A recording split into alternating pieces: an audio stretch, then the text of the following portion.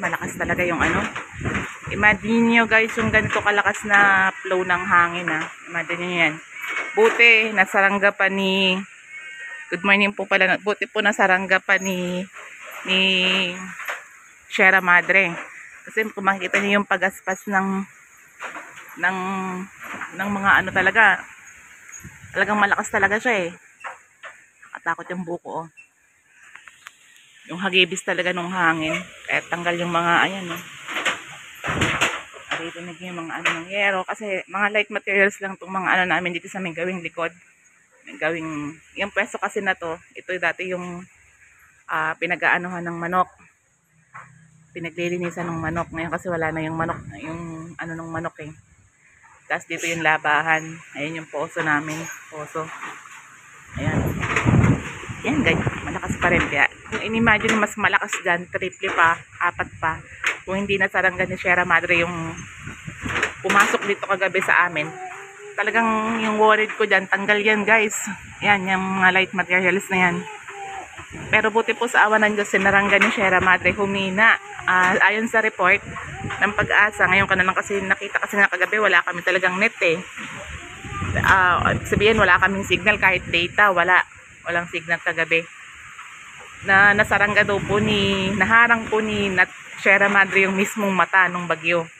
Kaya medyo humina siya, pero malakas pa po siya. Kumbaga yung strong ano niya talaga, nabawasan. Parang ganun po yung ayon sa report. Pero mababasa nyo rin.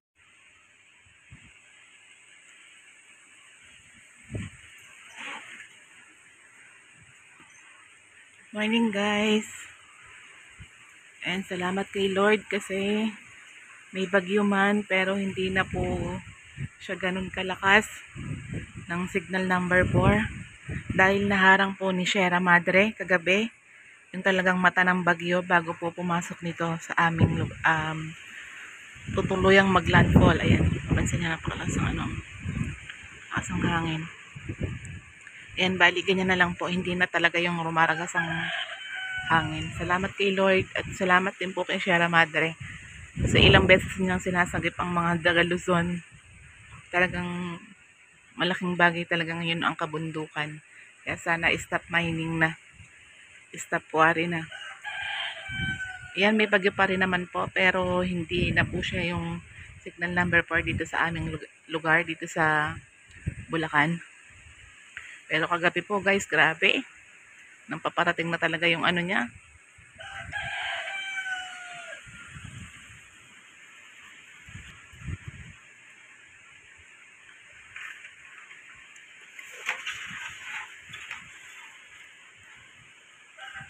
Ayan, yan yung mga dahon. Dito kami nakatulog sa kapatid ko kasi medyo mas bagong ano to kasi luma na yung yero nung sa tatay ko. Ayan, papansin niyo po sobrang daming ano ng dahon. Hubad ka kaagad anak. Ayan. Ayan. Ang lagay dito sa amin. Siyempre mga dahon, ayan malakas pa rin naman po yung hangin. Papansin nyo, ayan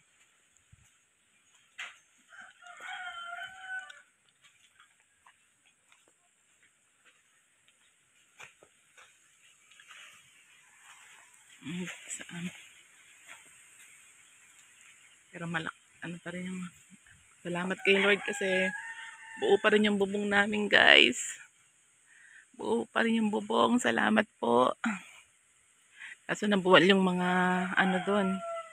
Ayun.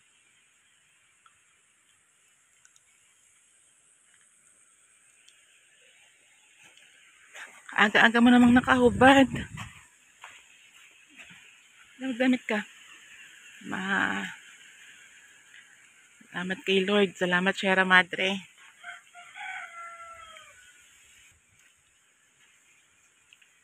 Salamat naman po Panginoon ko. Kaya sana po yung iba, hindi ako masyado makapag-online. Dahil kagabi na wala na kami agad ng kuryente. At saktong lobat ginamit to ng nikambal.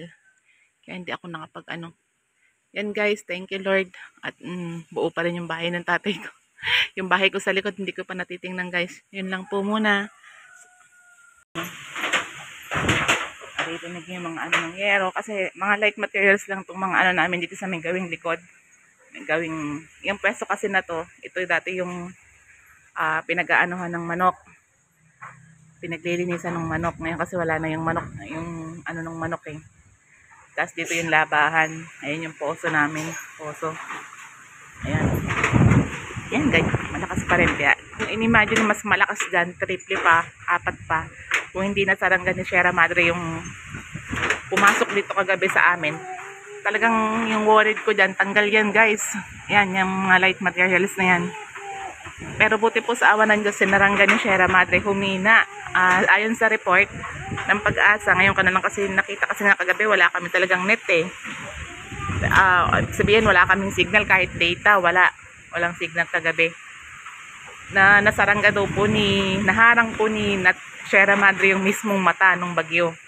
Kaya medyo humina siya, pero malakas pa po siya. Kumbaga yung strong ano niya talaga, nabawasan.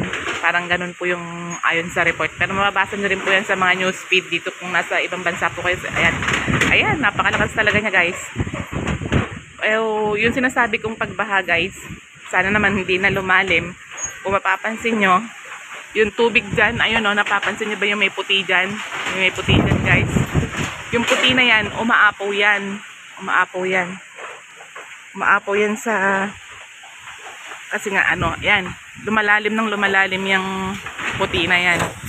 At yan ang nagkukos din ng isa sa baha. Pero so far ngayon malayo pa. Kasi nga po yung ulan, ay sabihin yung hindi pa bumababa yung mga galing sa bundok. Kaya yan yung nag-iisang cause ng baha po dito. Ayan, lumalim na siya. Naging mukhang dagat na ng update sa amin dito ngayon. Ayan, tignan yung bagsak lahat. Kaya buti po sa awa ng Diyos eh, ganyan lang. At hindi po nasira yung aming bahay.